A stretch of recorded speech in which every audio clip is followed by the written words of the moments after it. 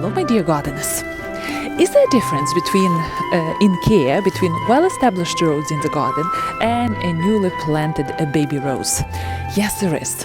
So today we are going to look deeply into what's going on in the life of a young rose, what we should do by all means in caring for that baby rose to make sure that longevity of that plant is great, the framework of that plant is going to be well developed for the future, resistance to the diseases and the bloom power would be there in years to come. Olga Carmody with you here today, master gardener from Connecticut.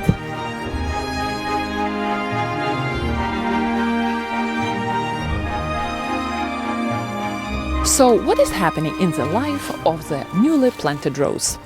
Well, when we just plant that rose into the ground in our garden, that rose, the first thing which it's going to do is going to start developing its root system and starts to get established to the new environment. We probably shipped it from some nursery from Texas to Connecticut, where I live, and everything is new for that rose. The soil is new, climate is new, sun is new, the amount of rain also is new for that rose, and that takes time and amount of energy for that plant to get used to get acclimated into the ground. So how does rose develop that root system? Very often I hear from you that you introduced a plant, very often it's a climber, into your garden, and that plant is sitting there all first year doing nothing. It's actually a good sign, because we think that if a plant is busy living, it means plant is producing a lot of blooms, right? And we do want blooms. But actually, if plant during its first year is doing nothing on top, no blooms, it's a good sign because plant is focusing on developing strong root system. And that is the most important thing for the plant. We need to help that plant to develop the root system. Why root system is important? Well, when roots are exploring the sides of the soil, the soil to the left and to the right of the planting hole, they're going deeper into the ground. They're anchoring the plant into the ground, creating that stability and support. Also, they have a bigger pool to bring in nutrients and water from the soil to the plant. So soil is the plant is not going to be so dependent on you, on your fertilization schedule or on your watering schedule if the root system is well branched out, going deep and to the sides. Then, if the root system is well established, rose is less sensitive to environmental stresses, diseases, and again, lack of watering. So during the first year, again, focus is to help the plant to establish that root system and get acclimated in your garden.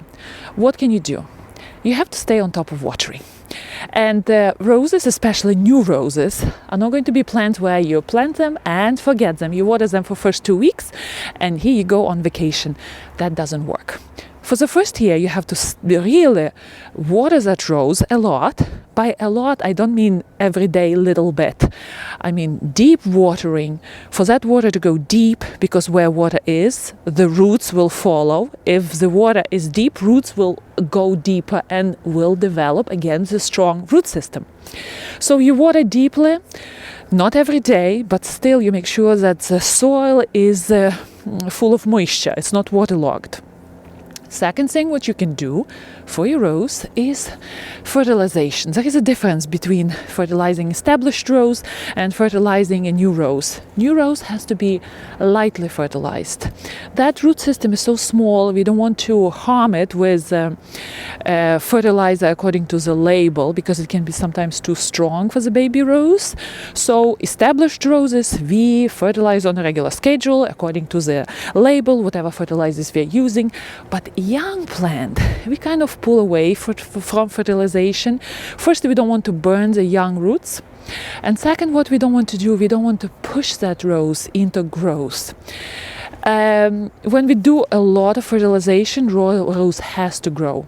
Again, rose cannot just sit there and think, I think I'm not going to take this fertilizer from the soil because I had enough. No, once fertilizer goes into the soil, it gets diluted in water, and plant roots suck that water to support the trigger of stems, to support all the processes in the rows, to deliver nutrients with the help of evaporating of water through the leaf system. So that's how water travels through the system of the plant and gets evaporated. That's how nutrients are delivered through the plant. And plant doesn't have a choice. If you put that fertilizer there, it has to take it.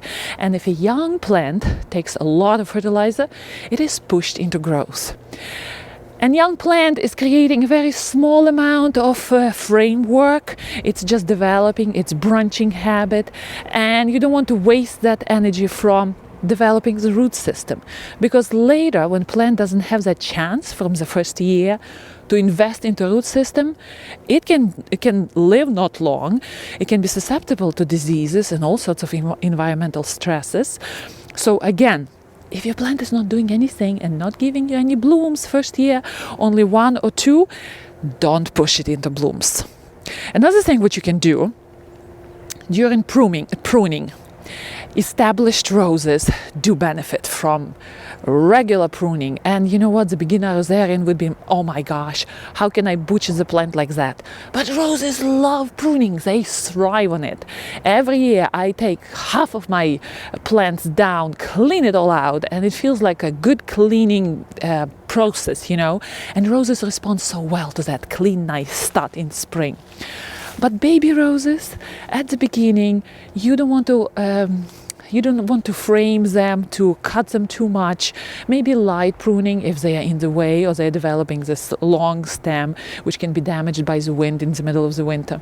So you can do light pruning. Otherwise, you don't want rose to push new growth and again waste that energy on something not as important for a rose, the new growth, but from forming a strong root system. Well, established rose, we always keep a close eye on diseases, right? And we do whatever schedule we have for disease control. I do organic gardening, so my roses are kind of getting by without any sprays, only organic options. And we do keep an eye on diseases on roses, because generally roses won't be able to take care of themselves in the wild. Majority of them, since they're so well developed and hybridized plants in the garden. But if you have a baby rose which has 3 leaves and 3 of them get infected with black spot right away and they're lost, that rose would be so much in shock from not having that leaf mass to collect sun rays. So diseases in small baby roses can progress so much faster and can damage rose so much faster, you know. So a very close look at diseases would be very good for baby roses. Of course, protection from environmental stresses. Rabbits. Okay, I don't want to bash my kids forever on the videos, but running kids, running dogs, urinating cats, digging their stuff all around. So it is important to know what you have to deal in your garden and protect your rose, in the cage your baby rose, because again, if the rabbit eats that one precious stem on your plant doesn't have it, and it doesn't have at all of its green mass to help it get established. And that is another added environmental stress. And stressed plants are more susceptible to diseases. So you want to make sure that that baby rose have almost zero stress, has everything given to it, and has all this time through the year to establish the roots and start living well in your garden. And generally, when we take care after those baby plants very well for the first year, we don't push it into producing blooms, we see that the framework of the plant is much better. The plant is stronger, has a more pleasing shape, and generally a healthy plant from the very beginning. It's like a child, you know, healthy diet, healthy exercise.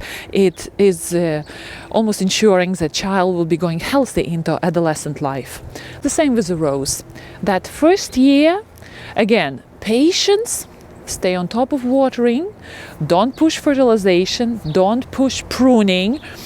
One more thing, with the support. You know, sometimes baby rose might be not well anchored into the ground, so it might need temporary support. A well-established rose can take care of itself. And of course, if we are talking about the climbers, they do need a strong support through their lives. The baby roses might be growing just on some sort of a small trellis at the beginning before you establish the support, but they might need it because again their root system is so small in the ground that because of wind that rose might be pushed in the ground, and that can be a death sentence to the rose through the winter. Baby rose should be well protected in the winter if it's not winter hardy or borderline, right, in your area. For example, if you live in zone 6 and you have a baby rose in your garden hardy only to zone 6, I would recommend to protect that plant for the winter and protect it well because it's a baby rose. This is it about caring after young roses in the garden. If you like this video, please do subscribe, and I will see you in my next video. Happy gardening as always.